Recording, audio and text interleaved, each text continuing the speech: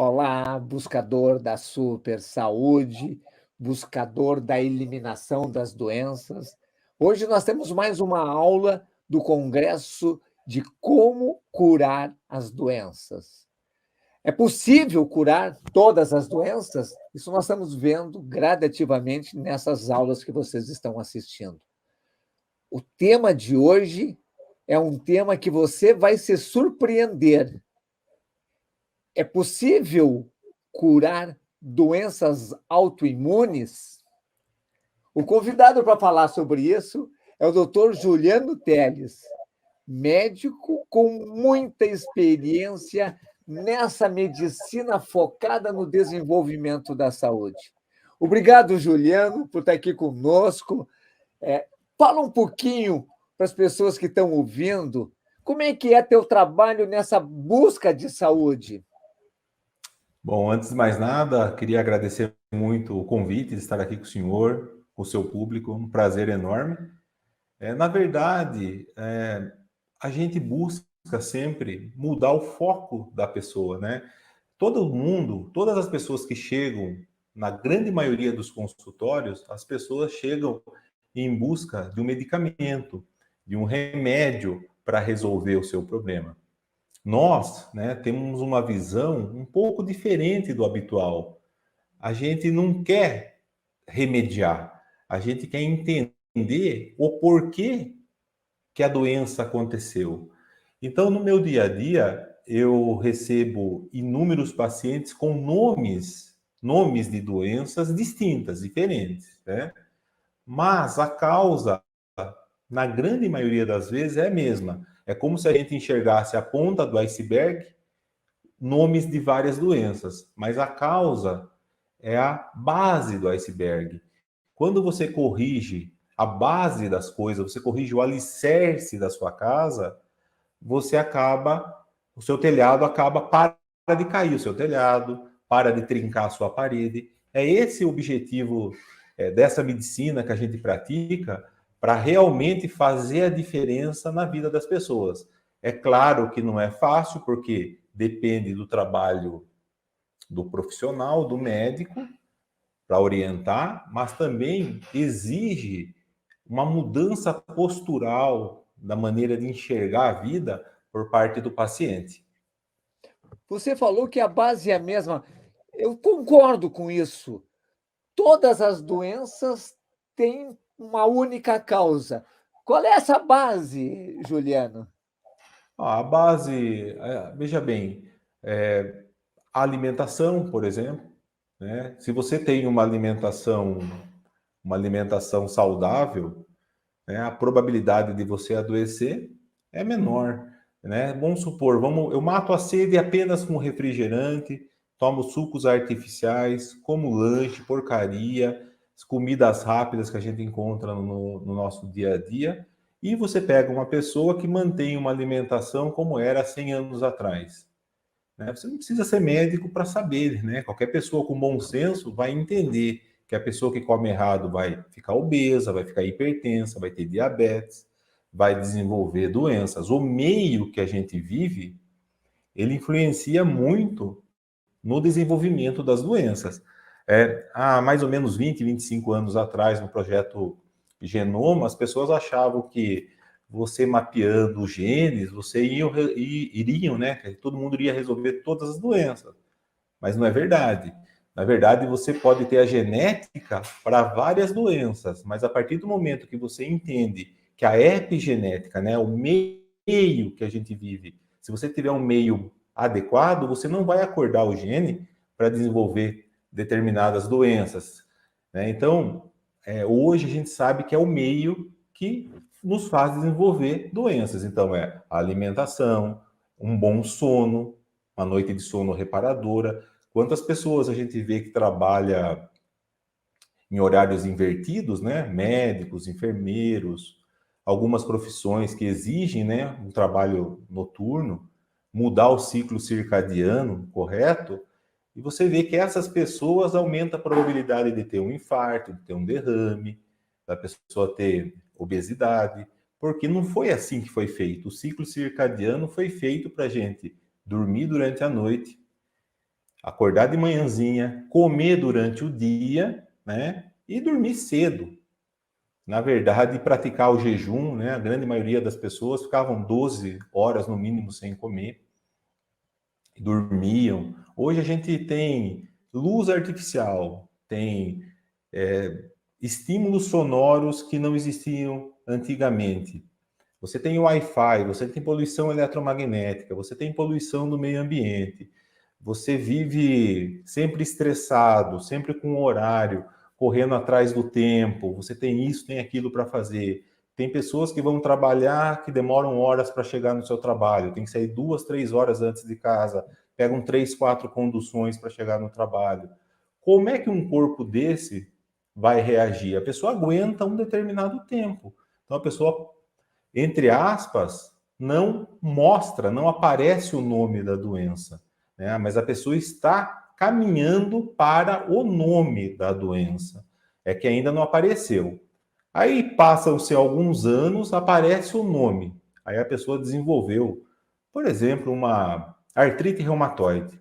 Ela não ficou doente de ontem para hoje, ela demorou 15, 20 anos para desenvolver essa doença. É que o nosso corpo ele é muito forte, né? Tanto é que você vê pessoas aí que fumam 5, 6 maços de cigarro por dia, bebe grande quantidade de álcool.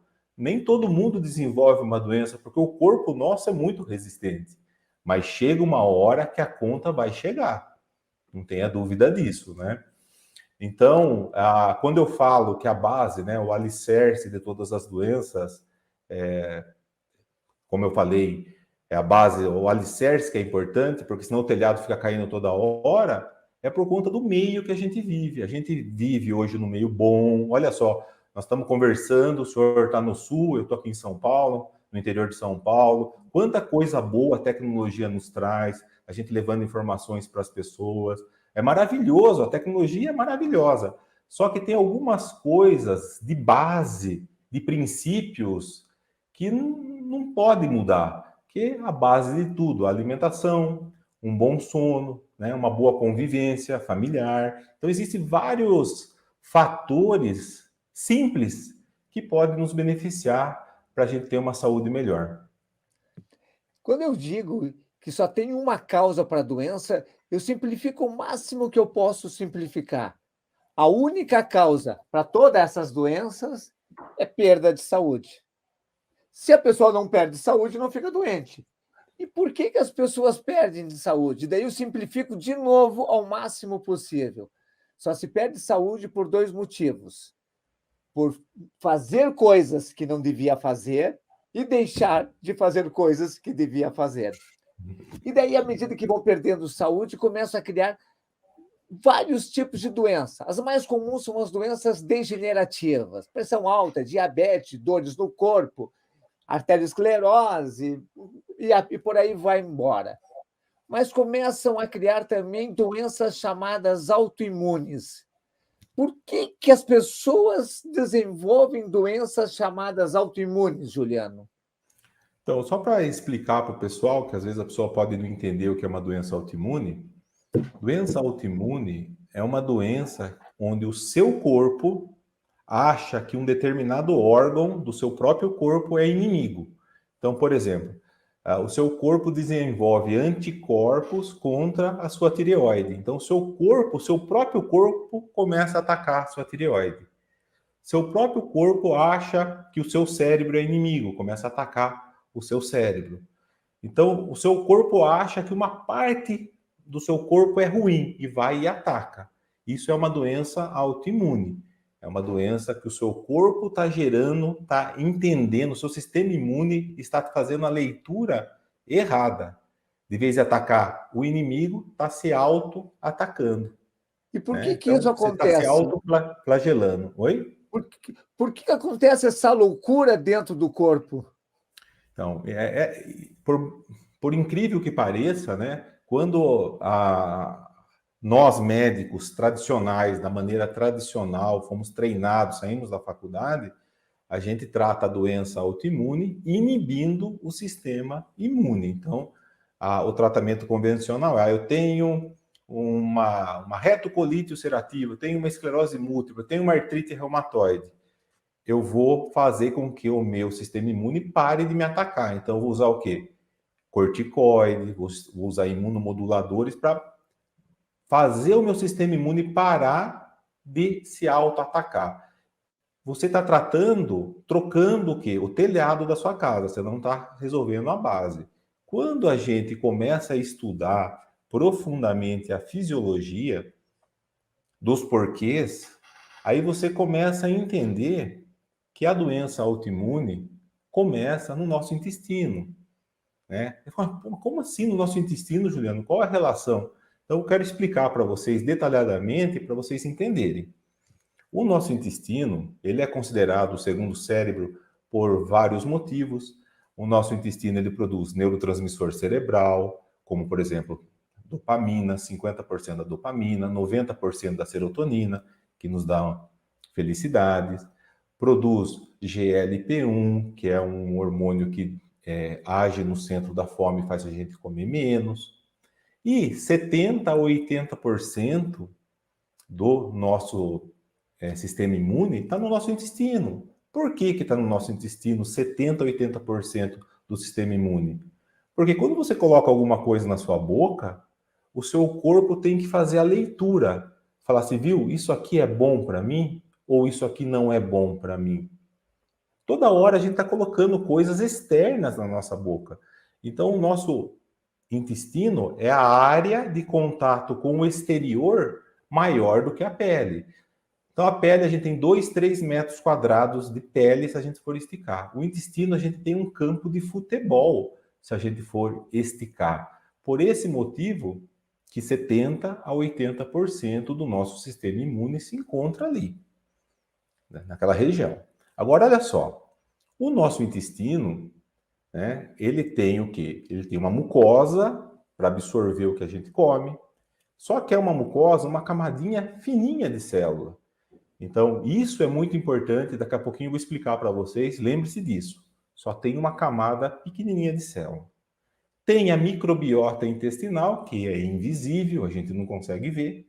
Tem trilhões de bactérias, bactérias boas, bactérias ruins, vivendo de uma maneira simbiótica, né? Uma maneira harmônica. É extremamente importante. E o nosso sistema imune está ali, tem várias células interessantes do nosso intestino que produz muco para proteger o nosso intestino, produz imunoglobulinas para atacar algumas coisas que não são interessantes. Existem alimentos que são grandes, maiores, que não conseguem passar pelas vias normais do nosso intestino, e o nosso intestino tem um mecanismo de aumentar a permeabilidade intestinal, então existe um afastamento entre as células para obter aquele alimento da maneira adequada e depois o intestino fecha de novo a célula. O nosso corpo, ele é extremamente inteligente, né? O nosso sistema imune, o nosso funcionamento do nosso intestino é maravilhoso. Só o que acontece? Hoje, no meio que a gente vive, como foi falado agora há pouco, a gente acaba colocando coisas na nossa boca, engolindo coisas com agrotóxicos, alimentos contaminados por fungos, produtos alimentícios que não estragam. Por que não estraga? Tem algum conservante ali que não estraga. Então, tudo isso, fungo, produtos que não estragam, todos esses conservantes, eles têm a capacidade de aumentar essa permeabilidade intestinal. É como se você tivesse uma goteira na sua casa. Então, você imagina uma casa com goteira. Você pega, o sistema imune pega, coloca um balde embaixo da goteira para não molhar o carpete, o tapete da sua casa.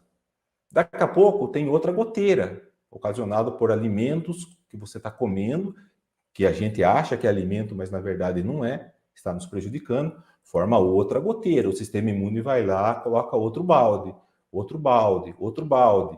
Né? Então, o nosso sistema imune, ele vai segurando as pontas dos erros alimentares que a gente está fazendo. Chega uma hora que a casa cai, o telhado cai, e o nosso sistema imune, ele não consegue mais dar conta dos erros alimentares, entre aspas, né? Na verdade não são alimentos, que a gente está ingerindo. E dessa maneira, o que acontece? Você começa a ter uma alteração de leitura do seu sistema imune. Só para vocês terem dar um exemplo bem simples para vocês, quando você aumenta a permeabilidade intestinal, começa a passar bactérias, começa a passar pedaço de comida mal digerido por esse lugar, e o sistema imune da gente, não quer que isso entre no nosso sangue. Ele não quer que bactéria entre no nosso sangue para a gente ficar doente. Então, o sistema imune vai nos segurando. E existem algumas proteínas, como por exemplo do glúten, né, do trigo, que tem uma sequência de aminoácidos muito semelhante ao da tireoide. Então, olha só, seu sistema imune ataca o glúten, mas é muito semelhante ao da tireoide. E aí começa a atacar a sua tireoide, achando, por exemplo, que é o glúten.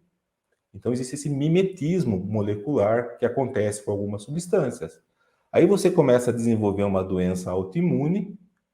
Por quê? Porque você está com a permeabilidade intestinal totalmente alterada e o seu corpo está achando que um determinado órgão é um alimento e começa a atacar. O que a gente tem que fazer? A gente tem que restabelecer essa permeabilidade intestinal. Aí que está o pulo do gato para o tratamento adequado. E a microbiota intestinal também, por sua vez, ela, se tiver em desbiose, se você tiver uma quantidade de bactéria ruim maior do que o normal, por exemplo, se tem um excesso de proteobactérias, bactérias que comem proteína, que devia estar ao redor de 1 a 5%, você tem 15% a mais. Essas bactérias, ela tem a capacidade também de aumentar a zonulina, né, que aumenta a permeabilidade intestinal. Então, além dos alimentos, eu tenho que me preocupar com restos alimentares que eu estou comendo, para que não sobre restos alimentares para bactérias ruins do meu intestino, porque bactérias ruins do meu intestino tem o LPS, que tem a capacidade de aumentar a permeabilidade intestinal também. E como é que eu faço isso, Juliana? Primeira coisa, com o decorrer dos anos, né, a gente vai envelhecendo, a gente começa a perder a habilidade de comer e digerir adequadamente o que a gente come. A gente come, mas não consegue derreter os alimentos. E a partir do momento que você não derrete adequadamente o que você come, sobra comida mal digerida para bactérias ruins do seu intestino. Então você aumenta uma microbiota intestinal que não era para estar alta. É a parte ruim da microbiota. E essa parte ruim contribui para o aumento da permeabilidade intestinal, e esse aumento, né, esse afastamento celular, aumento da permeabilidade intestinal, é um dos fatores que vai causar a doença autoimune. Mas é só isso, Juliana? Não, infelizmente não, porque senão seria muito fácil resolver. Seria só você usar enzimas digestivas e não deixar sobra de alimentos. Não. Mas o principal é o alimento que a gente come, como eu falei para vocês, tá? Mesmo que a pessoa faça um teste de intolerância alimentar, não tenha doença celíaca, mas o trigo, a gliadina, ela foi modificada na década de 70, né, o trigo, e ela ocupa um receptor chamado CXCR3, que aumenta a permeabilidade intestinal em todo mundo. Se aumenta a permeabilidade intestinal em todo mundo, esse é um alimento que tem que ser evitado. Não tem jeito, como é que você vai comer um negócio desse? Você vai no supermercado, você vai comprar um molho de tomate enlatado. Tá certo você comprar enlatado? Não, tá errado, porque tem um conservante que vai aumentar a sua permeabilidade intestinal. Então, as somatórias de erros que a gente vai ocasionando na nossa vida, no nosso dia a dia, alimentar associado a uma microbiota intestinal inadequada, vai aumentando essa permeabilidade intestinal. E existem alguns fatores agravantes que estão presentes, principalmente nos farináceos no Brasil, que tem pedaços de insetos. A legislação, existe uma RDC, que permite até 75 fragmentos de inseto para cada 50 gramas de trigo. Então, assim, não tem jeito. Existe uma contaminação. A gente come uma farinha, a gente não vê, mas tem fragmento de inseto. Existe uma resolução que mostra também que pode ter uma quantidade de micotoxinas, como, por exemplo, a DON, que é uma micotoxina, que aumenta a permeabilidade intestinal. Ou seja, o que eu quero dizer para vocês, né, para todo mundo que está nos ouvindo, nós estamos vivendo num ambiente que está sendo feito para a gente desenvolver o quê? Doenças, né? Então aí você pode desenvolver uma doença autoimune, que pode ser o nome que você queira imaginar que existe de doença autoimune, uma espondilite anquilosante, uma retocolite ulcerativa, uma doença de Crohn, uma artrite reumatoide, uma esclerose múltipla, um vitiligo, uma dermatite herpetiforme, seja a doença autoimune que for, a base dela tá nisso que eu acabei de falar para vocês.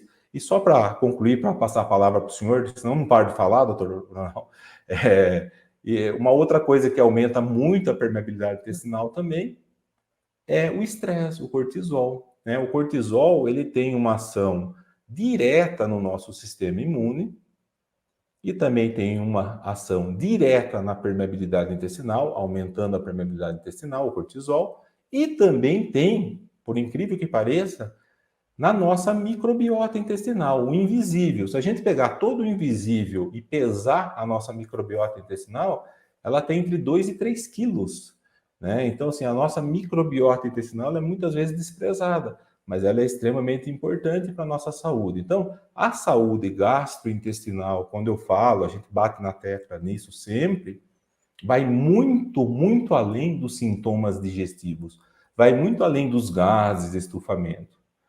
Vai desenvolver doenças à distância. Está desenvolvendo doenças à distância. Ainda, infelizmente, ainda não apareceu o nome. Mas vai aparecer. Por isso que você que está assistindo aqui conosco, essa aula, você pode estar quase chegando no nome. Mas se você mudar, você volta para onde? Para a saúde. Então, por isso que essas informações são extremamente importantes. Você que já desenvolveu essa doença, uma doença autoimune, você pode estar perguntando, Juliano, existe reversão? Com certeza existe. Né? A gente vê no nosso dia a dia, a gente tem controles clínicos. Assim, eu sempre falo, doutor Ronaldo, que eu vejo milagres acontecerem todos os dias. Todos os dias eu vejo milagres acontecerem.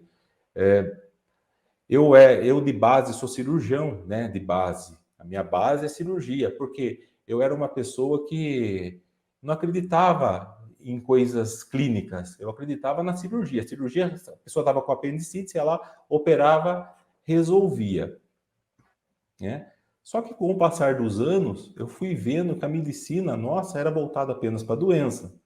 E quando eu comecei a estudar, e eu me apaixonei, assim como o senhor, né?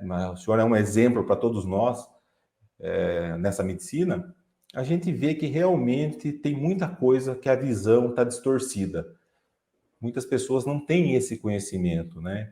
E acabam se entupindo de um monte de remédio, que tem um monte de efeitos colaterais. Você usa corticoide, aí você desenvolve obesidade, você fica todo inchado, tudo é demasiado, com um monte de estria. Aí uma coisa vai puxando a outra, hipertensão, diabetes, vai. Então você toma um remédio para uma determinada doença e acaba desenvolvendo mais 10 doenças, né? E tá errado. Então, a partir do momento que você trata a base das coisas e você entende os porquês, é mais fácil de você obter a cura, obter a melhora clínica. Só para reforçar um ponto que tu deixou claro, mas às vezes as pessoas têm um pouco de dificuldade para entender. Toda a doença autoimune foi causada pelo comportamento do próprio paciente. Mesmo que tenha alguma influência genética, foi os erros que ele fez com a saúde deles que causou a doença autoimune. Tá certo essa frase? Tá certo, doutor Ronaldo. Com certeza sim. Por exemplo, vou dar um exemplo bem. A pessoa pode ter um fator genético para desenvolver uma determinada doença autoimune. Essa doença autoimune poderia ou não ser desenvolvida. Mas a pessoa pegou uma gripe quando tinha 2 anos de idade e tomou grande quantidade de antibiótico com os 2 anos de idade. Esse fato, olha só como a coisa é importante. Esse fato de tomar um antibiótico quando era criança pode, com 20 anos de idade, fazer a pessoa desenvolver um nome de uma doença autoimune, né? Então, assim, ele teve um fator desencadeante, já podia ter o fator genético, mas acordou o gene, por quê? Quando você usa um antibiótico, você mata a bactéria que precisa morrer, está com uma infecção de garganta, precisa matar uma bactéria na garganta, está com uma infecção no ouvido, uma sinusite, uma pneumonia, há necessidade de tomar antibiótico. Porém, não existia a preocupação de repovoar o intestino, né? Então, quando hoje você pega uma criança que toma antibiótico, se você pensar nos próximos 20 anos, imediatamente você já tem que fazer o quê? Repor, após o término do antibiótico, probióticos. Seja de uma maneira natural, com kefir, com kombucha, ou seja através de probióticos mesmo que a gente encontra em drogarias. Quanto mais cepas, melhor. Vamos mandar formular. Cepas são tipos de bactérias. Aí você toma de 30 a 90 dias após o uso de antibiótico. Então você repovoa, faz o repovoamento, você melhora aquela população de bactérias boas, e só este fato, por incrível que pareça, vai te proteger de uma possível, né? Uma possível doença autoimune, porque nunca é um único fator, porque na vida vão acontecendo os altos e baixos na nossa vida, né? Então você passa estresse, tem vezes na vida, tem épocas da sua vida que não é fácil, tem épocas que você acaba tendo mais dificuldades do que outras. Então, a somatória de coisas leva a pessoa a apresentar uma doença. Mas um simples antibiótico, então, Juliano, pode ser um dos fatores?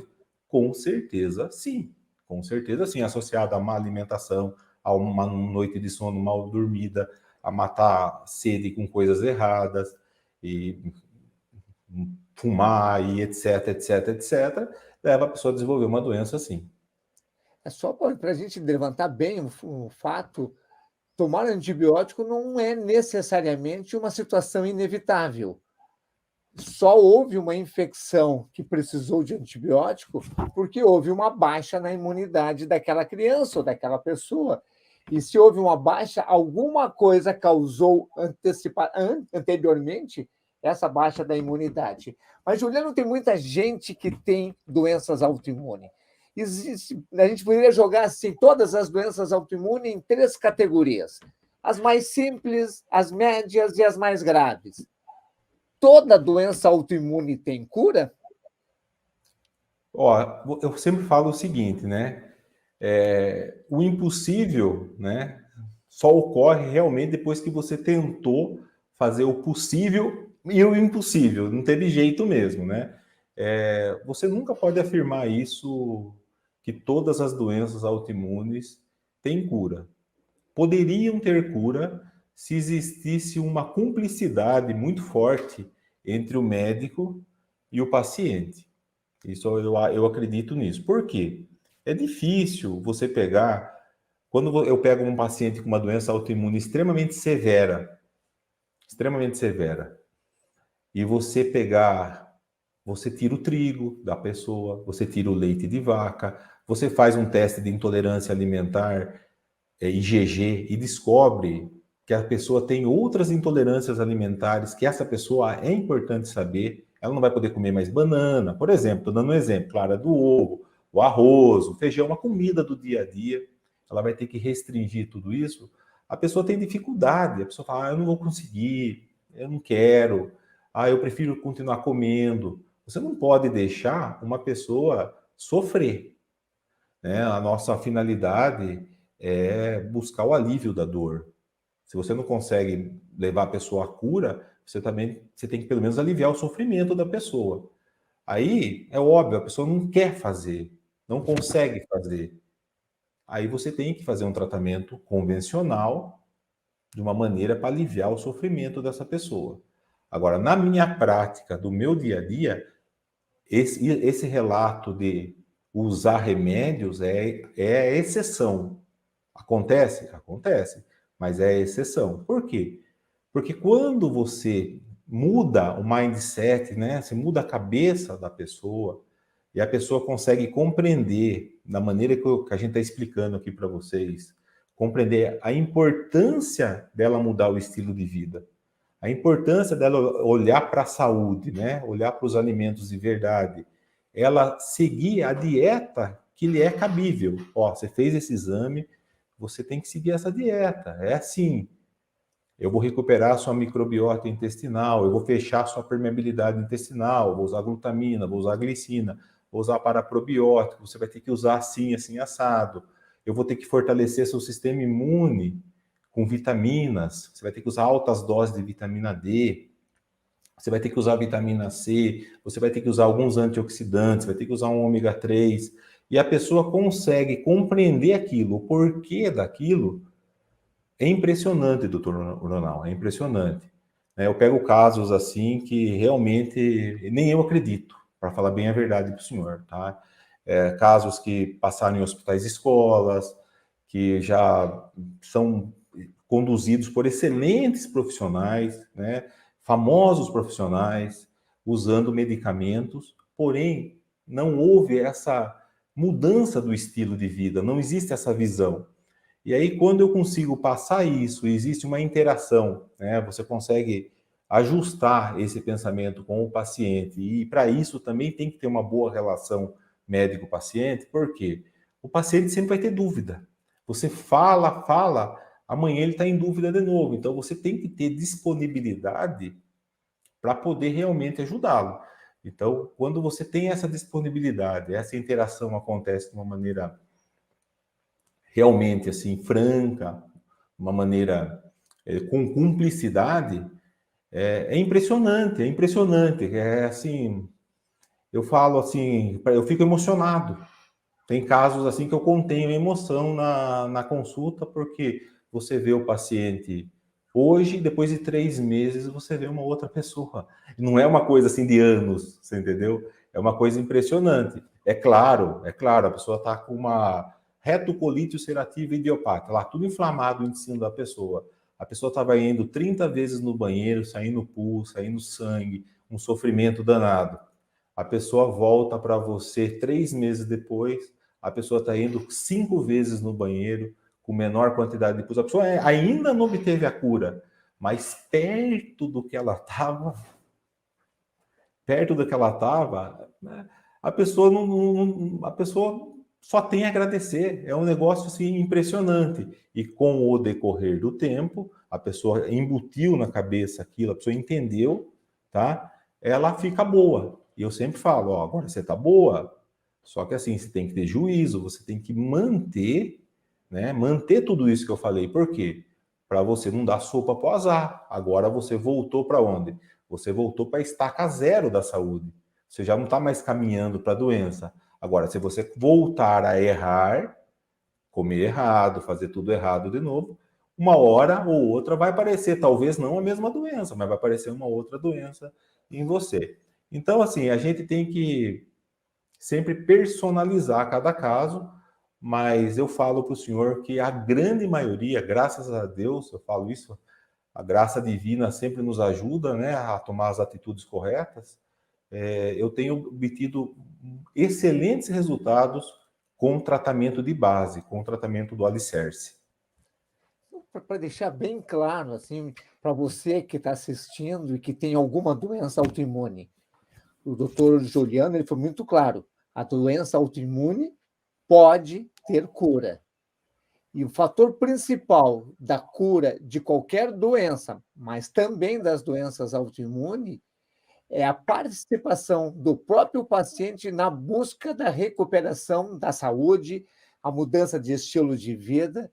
E quem não cura são aqueles que não lutam pela saúde. Está certo esse resumo, Juliano? O senhor tem uma capacidade de resumo sensacional, tá? Tá extremamente correto.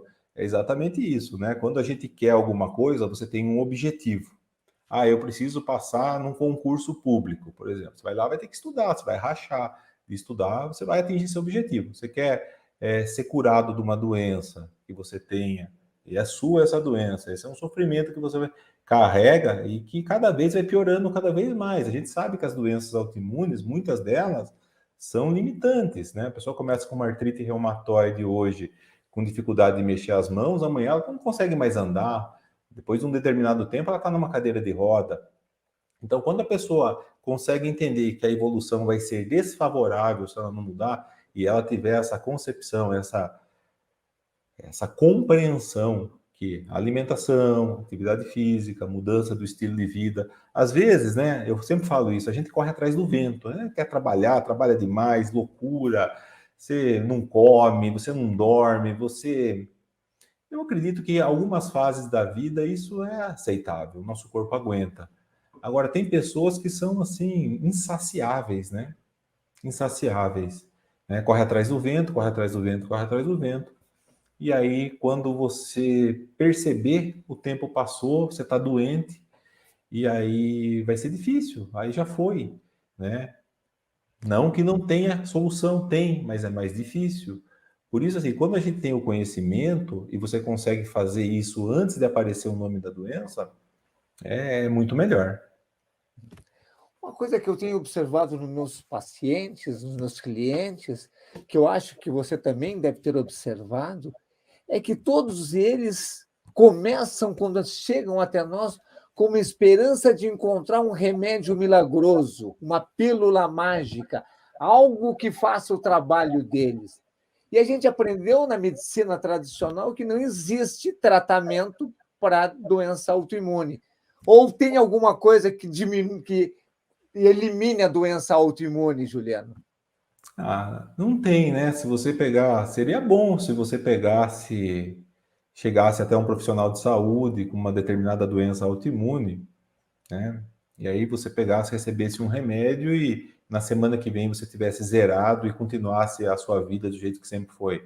Isso não existe, né? O que existe na medicina hoje é você inibir o sistema imune. Existem remédios biológicos que inibem o sistema imune, corticoides em altas doses, né? E outros remédios que diminuem o sistema imune. Só que assim, toda vez que você usa remédio que inibe seu sistema imune, você melhora da doença, mas daí vai aparecer outras doenças em você, porque daí você não tem um sistema imune bom, né? Tá errado, né? Então, você acaba sendo prejudicado, não apenas aí você resolveu, entre aspas, você não resolveu, você amenizou uma doença, mas aí você corre o risco de pegar, por exemplo, uma pneumonia e não ter um sistema imune adequado, não adianta tomar antibiótico e não ter um sistema imune adequado, que a pneumonia não vai resolver, né? O sistema imune nosso é extremamente importante. Quantos casos eu vi na minha vida, né? Eu trabalhei muito em hospital, como gastro mesmo,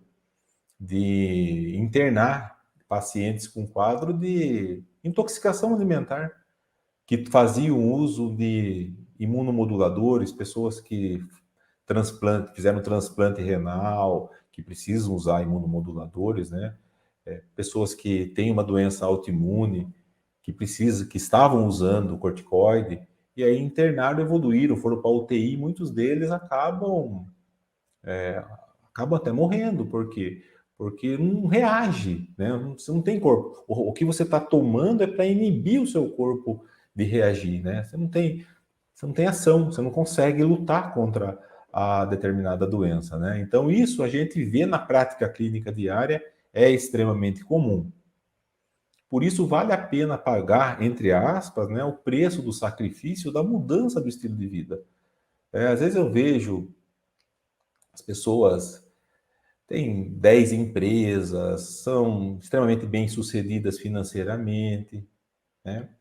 Mas aí você começa a conversar com a pessoa com um monte de doença, você começa a conversar com a pessoa tem uma vida familiar ruim, tem uma alimentação inadequada, tem um filho com vários casamentos, não olha, não tem bom relacionamento com ninguém. Quer dizer, esse é um tipo de paciente que olha só para o dinheiro, não olha para a saúde. Como é que você vai embutir na cabeça de um paciente desse uma mudança de estilo de vida? É difícil. Às vezes as pessoas não querem melhorar. Então, tem paciente que você tem que entrar realmente com remédio, porque as pessoas não mudam, né?